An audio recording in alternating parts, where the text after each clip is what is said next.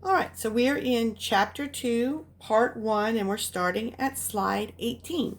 So in my last video, we were talking about how atoms interact with other atoms in order to fill their valence shell, and how that was the basis of chemical bonding. And so chemical bonds involve sharing electrons, gaining electrons, and losing electrons. And there are three major types of chemical bonds we're going to talk about: ionic bonds, covalent bonds, and hydrogen bonds. So as we saw in the last video, if an atom decides to give up an electron or takes on an extra electron, that atom becomes an ion. And ionic bonding then is what happens after the transfer of the electron happens. So let's talk about our favorite example, sodium chloride.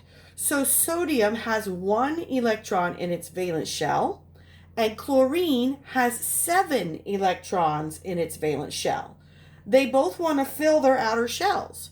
So if sodium gives its 1 electron over to chlorine, then sodium drops its outer shell and goes down to the next shell, which is full. So by giving up its electron, it becomes a positively charged ion because we gave away a negative charge. And chlorine had 7 electrons in its valence shell and it wanted 8. So when sodium gave up that electron, chlorine took it. And now chlorine has more electrons than it does protons, right? It has 1 extra electron. So it becomes negatively charged and it becomes a negative ion. In fact, we change its name to chloride. Now, we have this negative chloride ion and we have this positive sodium ion. And what do we know about positive and negative charges? They attract each other. So after we permanently transfer the electron from the sodium over to the chloride ion, they are drawn together by their positive and negative forces. Okay? So let's go to the slide. So an ion, again, is an atom with an electric charge because it has given up or taken on more electrons. One atom, the electron donor, loses 1 or more electrons and becomes a cation. And see the T in the middle looks like a plus sign. So that tells you that this is the positive one because it gave away electrons. And another atom, the electron acceptor, gains those electrons and becomes an anion because it gets extra negative charges. And then the bond is formed by their positive and negative attractions that are bringing them together. Now, when I explain this in class, I often find somebody in the front row of class who is drinking a bottle of water. And I ask their permission if I can touch their water. And so I say, okay, I am a chlorine atom, and I have 7 electrons in my outer shell. And the person that owns the water bottle is a sodium atom, and they have 1 electron in their outer shell represented by that water bottle. If I, as an atom of chlorine, went up and took their water bottle, I could say something like, I own it, right? I'm going to take this from you. And so now it's not going to be your water bottle anymore or electron anymore. It's going to be mine. And I say, I own it. And that person's never getting their water bottle back. No, really in class I give it back, but just in my example, okay? So I use examples like this to help you make a mental picture. I own it sounds a little bit like ionic. So if one atom goes up to another atom and takes 1 or more electrons and says, I own it, and runs away with them and doesn't ever give them back, that is going to be forming an ionic bond. Now, this is a weird bond because let's say me and this person on the front row, I took their water bottle. Now I'm a negative ion. They're a positive ion. We're drawn together, even though I just stole from them. But we're not real faithful. So if any other stronger positive charge comes around, I would let go of that positive charge ion and go towards the bigger charge. So this is a weaker type of bonding. We permanently give away the electron from one atom to another. We move it. And then we're only drawn together by positive and negative forces. If a larger positive force or negative force comes around, these two forces will let go of each other and will then go after the bigger charges. That is an ionic bond. So remember, ionic, I own it. somebody stole an electron from somebody else.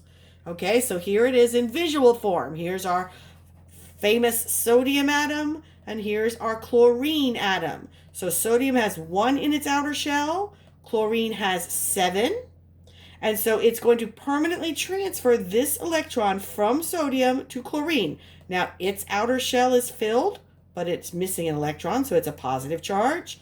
And chloride's outer shell is filled, but it's got an extra electron, so it is negative, and they are drawn towards each other.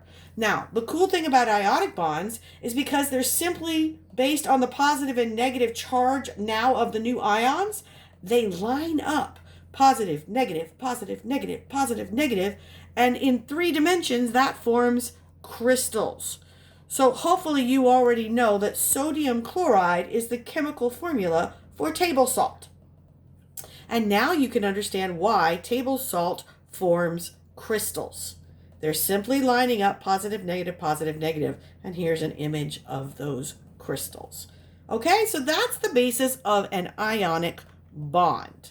Now, this is a cool thing. Go back to our periodic table and remember the Roman numerals with the A's tell us how many electrons are in the valence shell. So in 1A or 2A or 7A, sometimes 6A, these ones are the ones that are most likely to form ionic bonds, because the ones that have 1 or 2 electrons in their outer shell are likely to give them away. And the ones that have 7 are more likely to take 1 than give up 7 or even share any. The 6 one can go either way. It sometimes shares and it sometimes takes on the extra 2 that were given away over here. But that's why I said for certain, column 1A, 2A, and 7A are very, very likely, any atom from those elements are likely to form ionic bonds over the next type. Okay? So that's another little cheater for you for the periodic table. Okay, now let's go on to the next bonding type then. So let's set this up. So when people work together, we say they're co-workers. If people live together, we say they cohabitate. If men and women are living in the same dorm, we say it is co-ed. So you notice a pattern here, right? So if 2 atoms decide that they are going to overlap their valence shell and share electrons by letting them jump around from one atom to the other in the overlapped section of their valence shell, well, the bond that we just formed, we're going to give it the name covalent. Doesn't that make perfect sense? We're sharing, we're merging the outer shells. So when we merge the outer shells, we kind of overlap them. Instead of forming a circular shell, they form more of an infinity sign. And the electrons zip around and cross over through the infinity areas, and they spend some time on each of the 2 atoms. That means that each of the atoms feels like their outer shell is full at least part of the time. So this is going to be the basis of covalent bonding. So covalent bonds are very strong. They're even stronger than ionic bonds. 1 electron is donated by each atom to make the pair of electrons that the atom was missing. If you share 1 pair, so each of them contributes 1, you form a single covalent bond. If you actually share 2 pairs of electrons, you form a double covalent bond. And if you share 3 pairs of electrons, you form a triple covalent bond. Now, there are 2 different kinds of covalent bonds, and it really depends on how we are sharing the electrons. If we consider the 2 atoms involved kind of like a set of parents, and the electrons are the children, and unfortunately this is not going to be like a happy parenting situation. This is like a divorce situation, okay? So let's say we have these 2 parents that share these children. If the electrons spend more time with one parent than the other, okay, that's unequal sharing, then what's going to happen is those charges on those electrons that are hanging out on one atom more often are going to make that side of this 2-atom molecule or compound look negative when the electrons are there. Okay, so if they're hanging out on one side more than the other, then that side of the molecule is going to look negative. It's going to have a negative charge. And the side that doesn't have the electrons at that moment is going to look like it has a positive charge. So we have created what are known as poles. A negative pole on one side of the molecule and a positive pole on the other. So if you think about it in this custody situation, it's like one of the atoms has sole custody, so the electrons are there most of the time, and the other atom just gets weekend visitation, so the electrons whip over there occasionally. So technically they are still sharing, but it's not an even sharing. If you have an uneven sharing, you create poles. We're going to call this kind of bond a polar covalent bond. Now, sometimes you have parents that get along very well and they exactly share the time with the children evenly. Shared custody, it's all at peace. So you're going to find even numbers of electrons on the two parent atoms most of the time, right? So you're not going to see a positive side and a negative side. So that does not have poles. So that would be called a non-polar covalent bond. So these are our two types of covalent bonds. Non-polar, we share the electrons exactly evenly, and polar, we do not share them evenly. One of them kind of hogs the electrons more often. Okay, so here's the official definitions. In a non-polar covalent bond, there's equal sharing of electrons between atoms that have equal pull on the electrons. The two atoms are about the same size, they have the same strength, so they each get to spend the same amount of time with the electrons. Polar covalent bonds are unequal sharing, usually because one atom has a stronger pull, a disproportionately stronger pull on the electrons over the other. It could be a size difference, it could be an electromagnetic difference, but they are going to form a polar molecule. And by the way, water happens to be a polar molecule. We're going to see it in a little while in this presentation.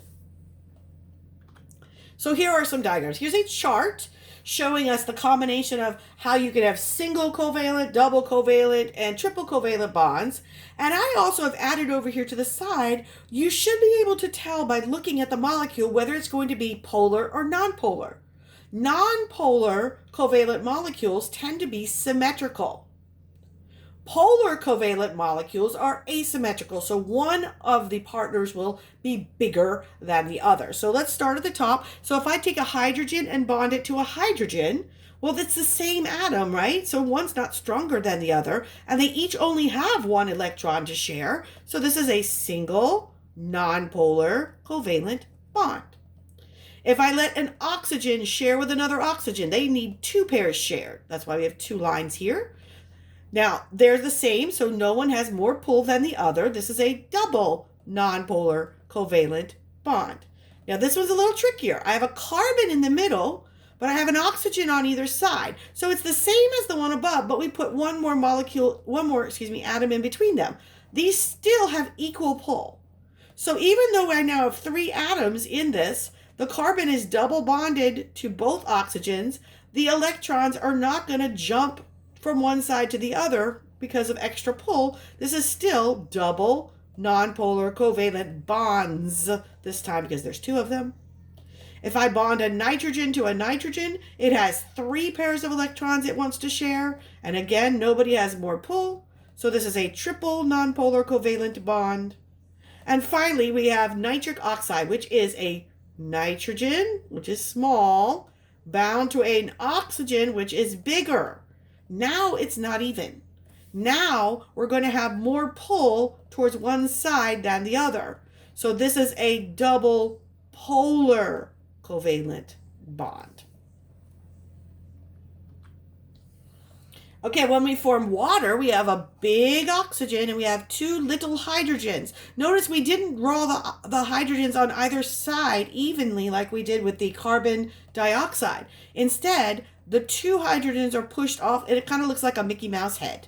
Now, these hydrogens are sharing their electrons, but they don't get to keep the electron very often. Most of the time, the electrons are pulled down onto the oxygen. So this end, the bottom of Mickey's head, would look more negative because, guess what?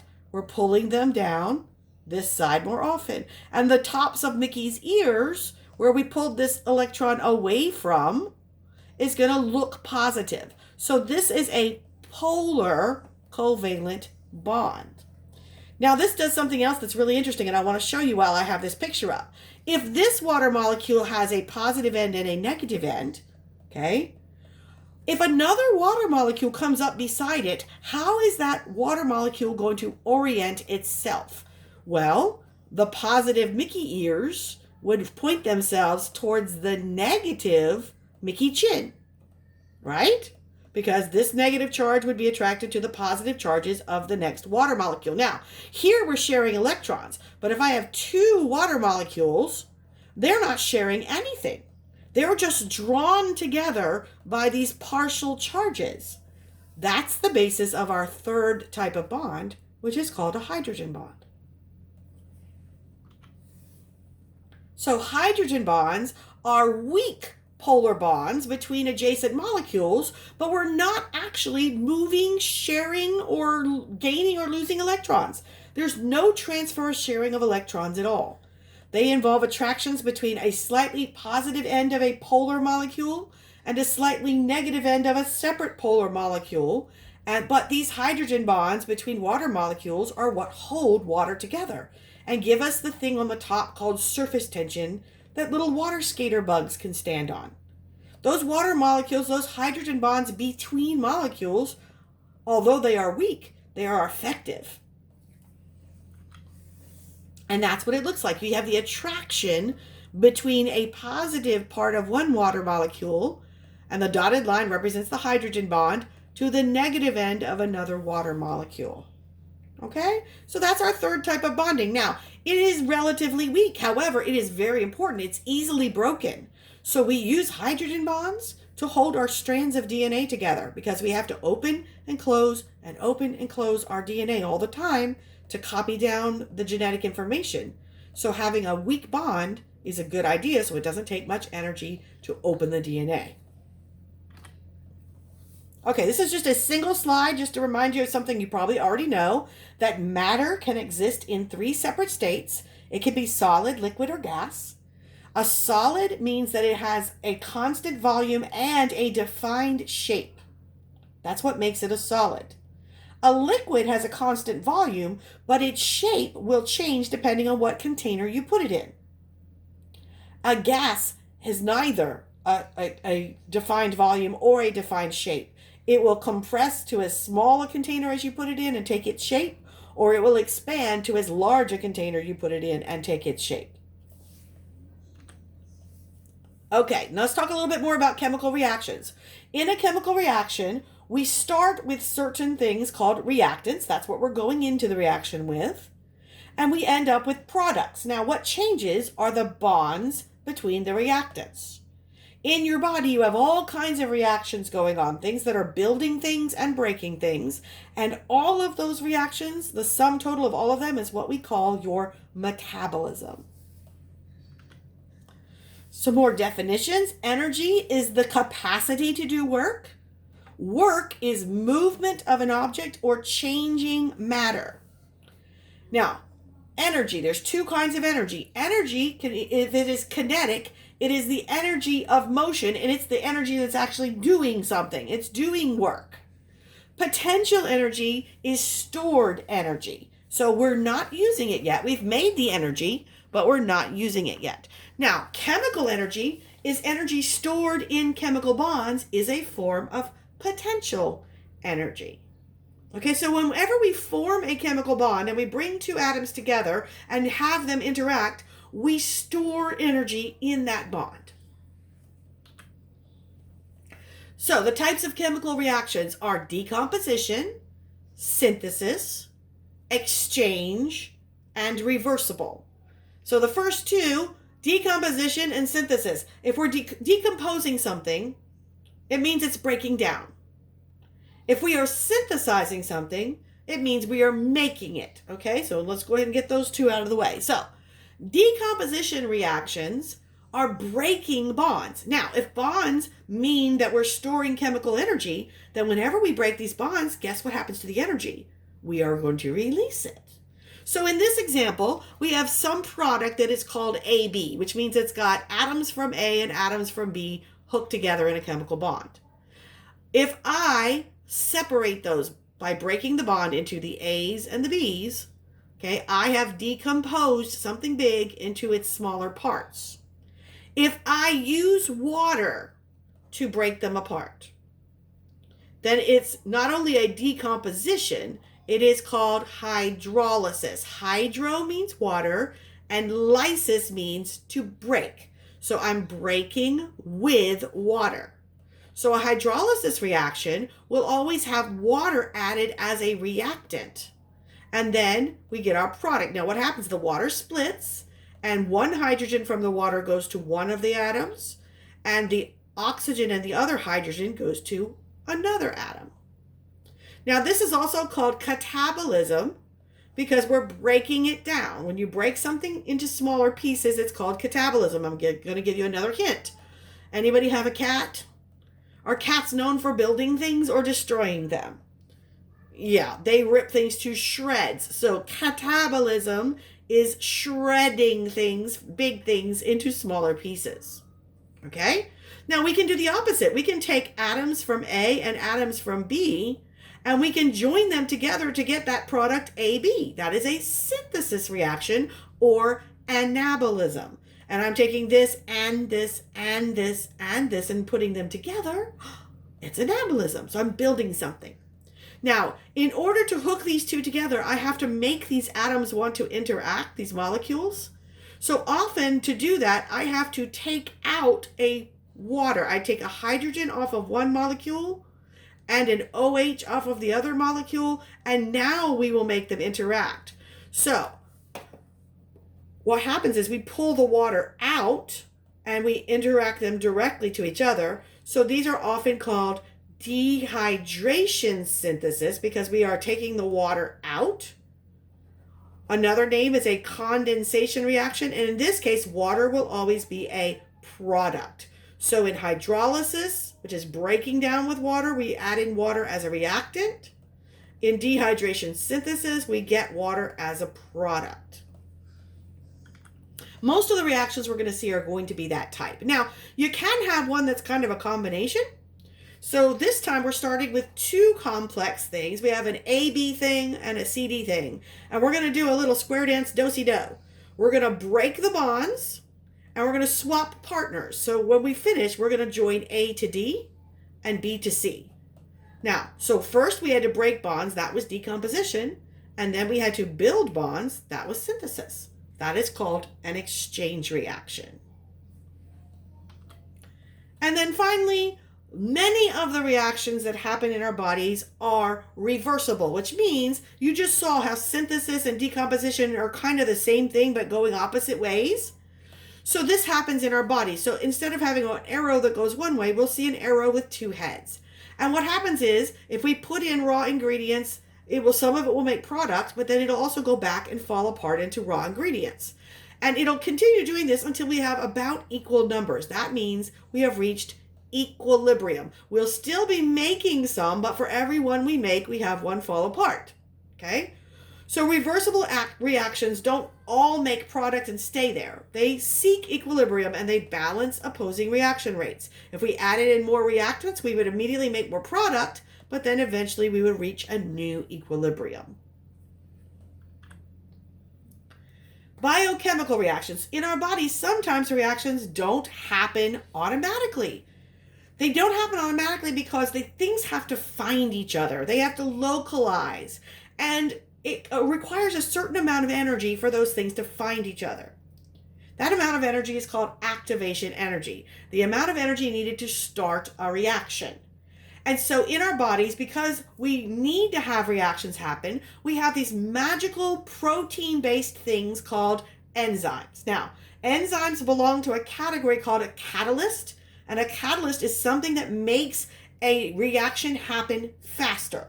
Okay? In our bodies, the only catalysts we have are enzymes, and all enzymes are made of proteins. So enzymes are our catalysts. Now, I told you I sing and dance, so here you go. I want you to think about an enzyme like this. Ready? Enzymes do this. Matchmaker, matchmaker, make me a match.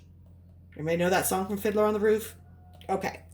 So let's pretend we're in the lecture hall, and I wanted two of you students to meet each other. Let's call you John and Mary just for fun, okay? And John's sitting on one side of the room and Mary's sitting on the other side of the room. But what I say is I want everyone in the class to stand up and start walking around introducing yourselves to each other. And we're waiting to see when John and Mary find each other. How long do you think that would take? Well, we have no idea, right? It depends on which end of the room John started on for shaking hands, or did he just cross right across the room and go right to Mary and go to her first, right?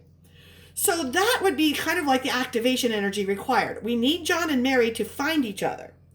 Now, if there was an enzyme, let's say that enzyme was me, Dr. Wallace, and I said, okay, I want everybody to stand up and introduce yourselves, and then I walked over to John and grabbed John's hand and said, John, come with me.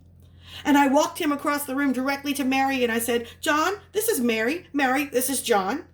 Would that happen faster than just letting it randomly occur? Of course it would. In that scenario, I would be an enzyme. I'm bringing two things that can interact with each other, and I'm binding one and then binding the other and then putting them close together to make the reaction happen. Now, once they have met, I let go and I'm out of the relationship. Okay? And as an enzyme, I can go do it again with two other people and two more people. So the enzyme binds the two things it works on, which are called substrates, and then allows them to interact and then lets them go as a new product, and the enzyme can do it again and again and again without being changed itself. So that's going to be an important thing we're going to talk about. So here is the amount of energy it would take to have something happen without an enzyme. And by having the enzyme, it brings the things together. It reduces the amount of energy so that reactions are more likely to happen. Now, when we have the reactions, we can either be releasing energy or putting energy in. If we release energy by breaking a bond, it's called an exergonic reaction. And if we are having to put energy into it to make something, to build something, it is called an endergonic reaction, and it absorbs energy. A few last little definitions in this video. Nutrients are going to be essential molecules, means your body can't make them. You have to get them from food. Metabolites are what happens to that food after your body breaks it down. Inorganic compounds are things that are not long chains of carbon, like carbon dioxide, oxygen, water, acids, bases, and salts. We need them in our bodies, but they are not long carbon chains. Organic compounds are long carbon chains that have carbon and hydrogen in them, and they include carbohydrates, proteins, lipids, and nucleic acids. So after this introduction, I'm going to stop this video here and we'll go on to the next part.